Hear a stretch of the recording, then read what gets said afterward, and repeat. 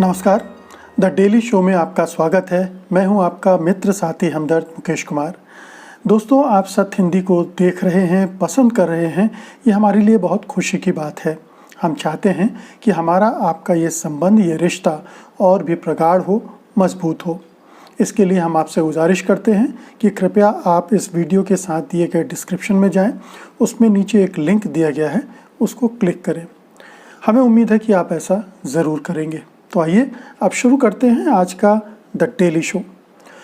मित्रों, आपने पिछले लॉकडाउन के दौरान 40-45 दिनों के दौरान आपने बहुत सारे वीडियोस देखे होंगे जिसमें हज़ारों लाखों की संख्या में प्रवासी मज़दूर शहरों से अपने गांव की तरफ जा रहे हैं। उनके साथ छोटे छोटे बच्चे हैं, औरतें हैं, वो पैदल चले जा रहे हैं। सैकड़ों मीलों का फासला पैदल तय कर रहे हैं। आपने वो दृश्य भी देखे होंगे जिनमें इन मज़दूरों के साथ ज़्यादती हुई, कहीं लाठीचार्ज हुआ, कहीं इन पर कीटनाशक छिड़के गए। बहुत सारे मज़दूर सीमेंट के मिक्सर के अंदर, जिसमें सांस लेने की भी गुंजाइश नहीं होती है, उसमें छिपकर जाने के लिए मजबूर हो गए। तरह तरह से परेशानियां झेल रहे थे वो। बहुत सारे मज़दूरों ने रास्ते में दम तोड़ दिया भूख और प्यास के चलते। बहुत सारे मज़दूरों ने आत्महत्याएं भी कर लीं। तो ये सारी तस्वीरें मज़दूरों की इस दौरान हमने उभर कर आती सामने देखी हैं। आपको लग रहा होगा कि एक बार ये मज़दूर अपने अपने घरों को पहुंच जाएंगे तो इनकी समस्याओं का अंत हो जाएगा। ये जो परेशानियां झेल रहे हैं लॉकडाउन की वजह से, वो अब उनको नहीं झेलनी पड़ेंगी।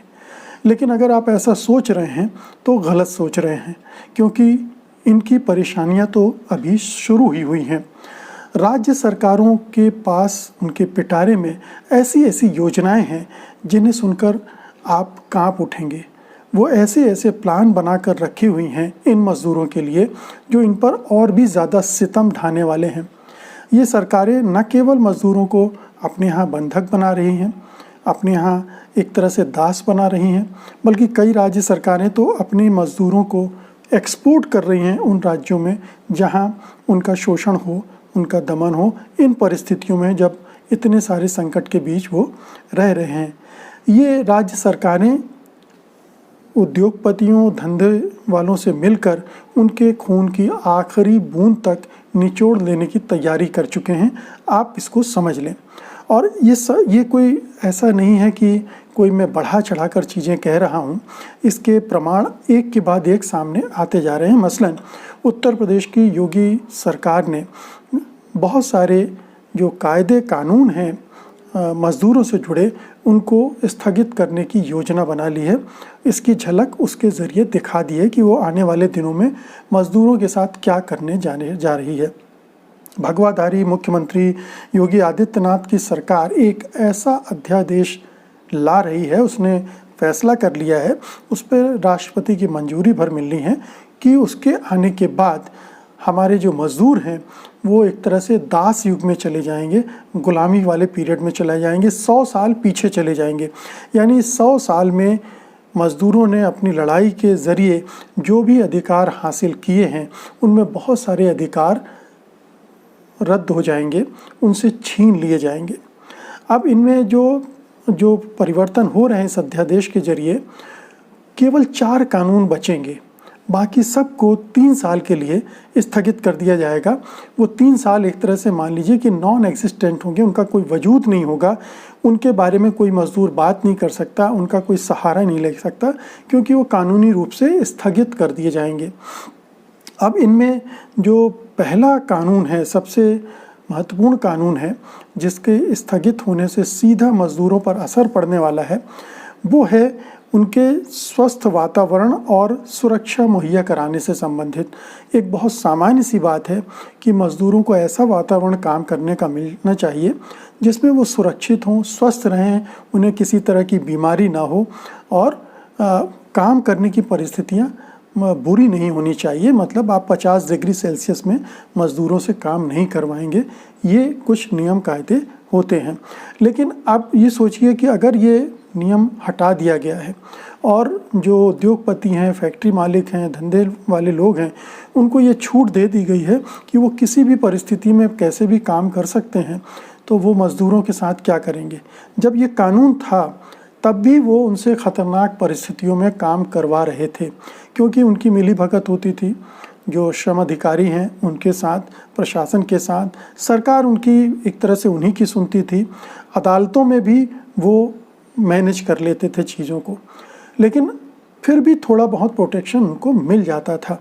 अब जब ये कानून नहीं रहेगा तो मज़दूरों को बहुत ही अमानवीय परिस्थितियों में काम करना पड़ेगा, जानवरों की तरह उनसे व्यवहार होगा, दासों गुलामों की तरह उनसे उनका शोषण किया जाएगा, और ये कानून कहीं होगा नहीं उनको बचाव करने के लिए। मालिकों को खुली आज़ादी होगी, वो चाहे जैसे रख सकते हैं मज़दूरों को, जिन भी परिस्थितियों में काम कर सकते हो। चूँकि मज़दूरों के पास विकल्प नहीं होता, उनके पास ये विकल्प नहीं होता कि यहाँ से छोड़ के वहाँ काम कर लेंगे, क्योंकि सारे जो मालिक हैं वो कमोबेश एक जैसे हैं और एक ही तरह से काम कर रहे हैं और एक ही तरह से उनका शोषण कर रहे हैं। तो ये एक बड़ा ख़तरनाक पहलू है ये जो अध्यादेश लाया जा रहा है उसका। और एक दूसरा कानून जो स्थगित किया जा रहा है उसके मुताबिक जो मज़दूर संगठन है उनका रोल ख़त्म हो जाएगा, एक तरह से उन पर पाबंदी लग जाएगी, वो मज़दूरों के लिए कुछ कर नहीं सकते हैं। फिर ठेके पर रखे जाने वाले और जो कर्मचारी हैं और जो प्रवासी मज़दूर हैं उनसे जुड़ा कानून है ये, कि ये जो कानून, इनमें जो शर्तें होती थीं अभी तक वो भी अब अप्रभावी रह जाएंगी, निष्प्रभावी हो जाएंगी, उनका भी कोई वजूद नहीं रहेगा। इसका मतलब ये है कि जो फैक्ट्री मालिक हैं, जो उद्योगपति हैं, वो किसी भी सेवा शर्तों से बंधे नहीं होंगे। वो कभी भी किसी को भी हटा सकते हैं और कभी भी किसी को निकाल सकते हैं, कोई कारण नहीं चाहिए उनको इसके लिए। कोई अनुबंध की नहीं होगा, कोई शर्तें नहीं होंगी, उनका कोई पालन करने का कोई जिम्मेदारी, दायित्व मालिकों पर नहीं होगा। तो इसका मतलब है कि मज़दूर अब बिल्कुल मालिकों की कृपा पर, मेहरबानी पर निर्भर हो जाएंगे, उनकी कोई सुनवाई नहीं होगी, क्योंकि मज़दूर संगठन जो उनके लिए लड़ते थे, जो उनके अधिकारों के लिए लड़ते थे, और जब कभी उनके साथ इस तरह से बेइंसाफ़ी होती थी, नाइंसाफ़ी होती थी, तो उसके ख़िलाफ़ वो कानून का दरवाज़ा भी खटखटा सकते थे। लेकिन अब ये कानून ही नहीं रहेगा, जो संगठन हैं वो भी नहीं रहेंगे, तो इन मज़दूरों के संरक्षण के लिए कोई भी उपाय बाकी नहीं रह जाएगी, कोई छतरी नहीं रह जाएगी जिसके तले खड़े होकर वे अपने अधिकारों की बात करें, अपने वाजिब हक मांग सकें मालिकों से, इसकी कोई गुंजाइश नहीं रहेगी। अब ये देखिए कि इस तरह के जो फैसले किए हैं योगी सरकार ने, वो एक बहुत ही खूबसूरत तोहफ़ा है उद्योग धंधे करने वालों के लिए। वो इससे बेहतर परिस्थिति क्या चाह सकते हैं भला, कि उन्हें खुली छूट दे दी जाए, जैसे चाहे मज़दूरों का इस्तेमाल करें, जितना चाहे इस्तेमाल करें। अब देखिए मध्य प्रदेश सरकार ने बढ़ा दिया, मध्य प्रदेश में भी इसी तरह का कानून लाया गया है, उसमें 1000 दिनों के लिए ये तमाम कानून रद्द कर दिए गए हैं, स्थगित कर दिए गए हैं। और वहाँ ये भी कह दिया गया कि जो मालिकान हैं वो 8 से नहीं 12 घंटे तक काम ले सकते हैं मज़दूरों से, तो 1.5 शिफ्ट का काम अब वो ले पाएंगे। एक शिफ्ट 8 घंटे की होती है, अब उनको 12 घंटे काम लेने का मज़दूरों से हक दे दिया गया है वहाँ पर। तो ये बड़ी लंबी लड़ाई के बाद काम के घंटे तय हुए थे, लंबी लड़ाई लड़ी थी मज़दूरों ने पिछली सदी में, तब जाके ये तय हुआ था। और एक ही झटके में मध्य प्रदेश की सरकार ने, और कहें तो उत्तर प्रदेश की सरकार ने भी उसको दरकिनार कर दिया, मज़दूरों को झोंक दिया मालिकों के हाथों में कि वो 12-12 घंटे उनका खून चूस सकते हैं। तो ये एक और डेवलपमेंट हुआ है।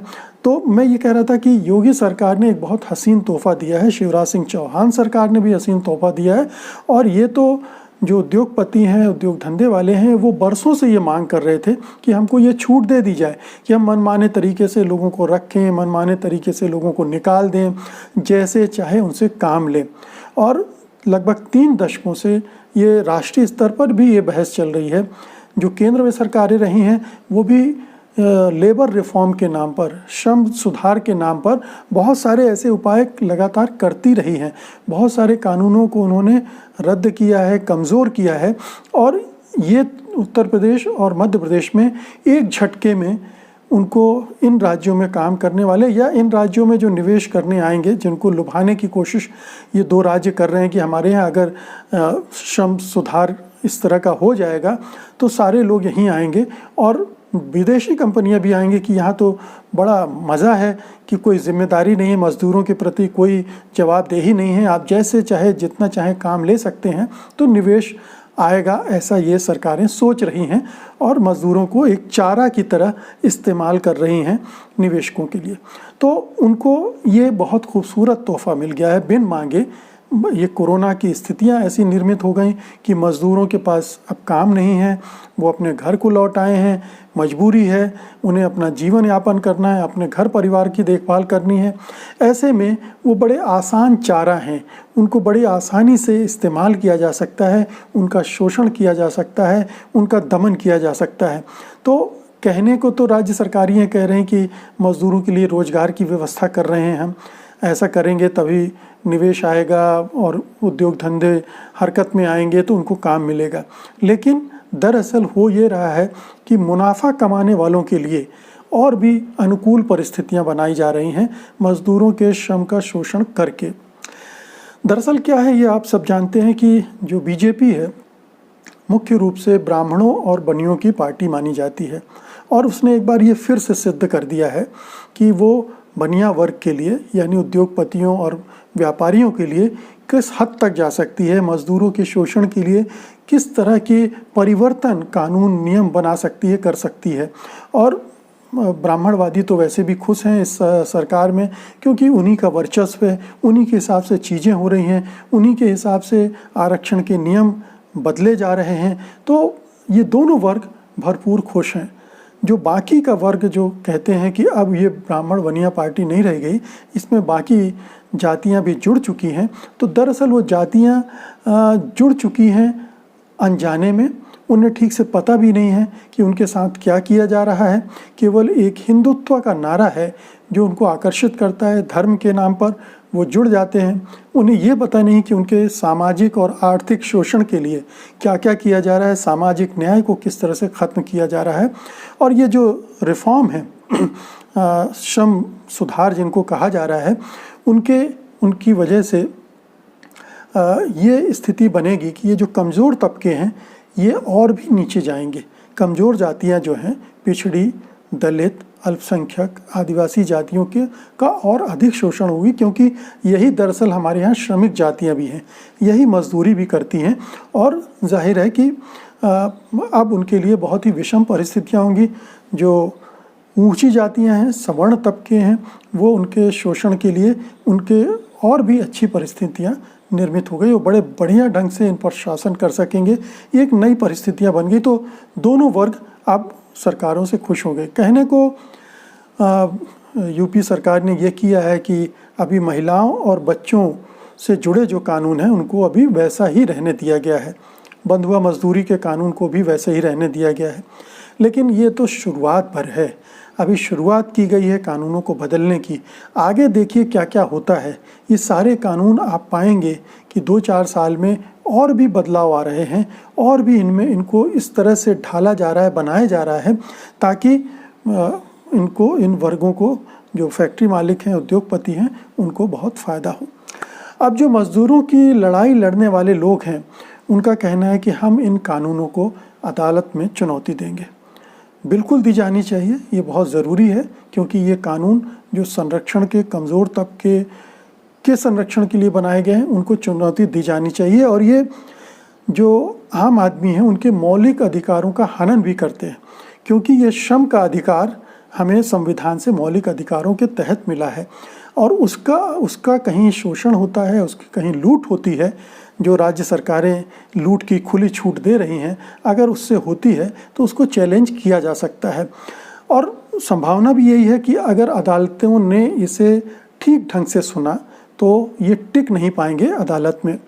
मगर अदालतों का भी कौन भरोसा करे। जिस तरह से अदालतें व्यवहार कर रही हैं पिछले कुछ दिनों से, कुछ सालों से, उसमें बहुत ज़्यादा उम्मीद नहीं रह सकती। अभी देखिए कि जस्टिस दीपक गुप्ता जो हाल में ही रिटायर हुए हैं, उन्होंने कहा है कि अब जो अदालतें हैं वो ताकतवरों और सरकारों के इशारों पर चल रही हैं। वहाँ कमज़ोर तबके, कमज़ोर लोगों के लिए आर्थिक रूप से उनके लिए बहुत गुंजाइश नहीं रह गई है न्याय हासिल करने की। तो हम कुल मिलाकर इन परिस्थितियों में यही कह सकते हैं कि ऐसा लगता है कि मज़दूरों के जुल्मों सितम पर की एक नई दास्तान हिंदुस्तान में लिखी जाने वाली है, उसकी शुरुआत हो गई है और कोरोना संकट को उसके लिए एक उपयुक्त मौके के तौर पर इस्तेमाल किया जा रहा है। कुछ राज्य सरकारों द्वारा, अभी 2 राज्य सरकारों ने ऐसा किया है, लेकिन कोई आश्चर्य नहीं होगी कि बीजेपी के शासित जितने भी राज्य हैं वो इसी तरह के परिवर्तन करें और फिर जो दूसरे राज्य की सरकारें हैं वो भी इसी क्यू में लग जाएं। तो ये हो सकता है कि आप इक्का दुक्का स्टेट को छोड़ दें, जैसे केरल, जहाँ पर चूँकि वहाँ पर साम्यवादी समाजवादी रुझान की सरकार है, मज़दूरों का ख्याल रखने वाली सरकार है, तो शायद वहाँ आपको ये चीज़ें नहीं दिखेंगी, बल्कि उनको और ज़्यादा प्रोटेक्शन वहाँ मिल सकता है। लेकिन बाकी राज्यों में आप आने वाले दिनों में यही सब होता हुआ देखेंगे। ये बहुत ही ख़तरनाक, बहुत दुखदाई समय है। मज़दूरों के शोषण और दमन और अत्याचार के नए युग की शुरुआत है। हमें आपको इस बारे में सोचना चाहिए कि हम इसे रोकने के लिए क्या कर सकते हैं। तो मित्रों, ये था आज का एक ऐसा गंभीर मुद्दा जिस पर हमें ज़रूर बात करनी चाहिए और उम्मीद है कि आप भी इस बातचीत के बाद चिंतित होंगे। फ़िलहाल मुझे अनुमति दीजिए, लेकिन जाने से पहले आपसे एक बार फिर से निवेदन कि इस वीडियो के साथ दिए गए डिस्क्रिप्शन में जाइए, वहाँ एक लिंक है, उसको क्लिक कीजिए और उम्मीद है कि आप ऐसा करेंगे ताकि हमारा आपका जो संबंध है, रिश्ता है, और प्रगाढ़ हो। अब इजाज़त दीजिए। नमस्कार, धन्यवाद। सत्य हिंदी के और वीडियोस को देखने के लिए हमारे YouTube चैनल को सब्सक्राइब करें और सीधे नोटिफिकेशन पाने के लिए बेल आइकन दबाएं।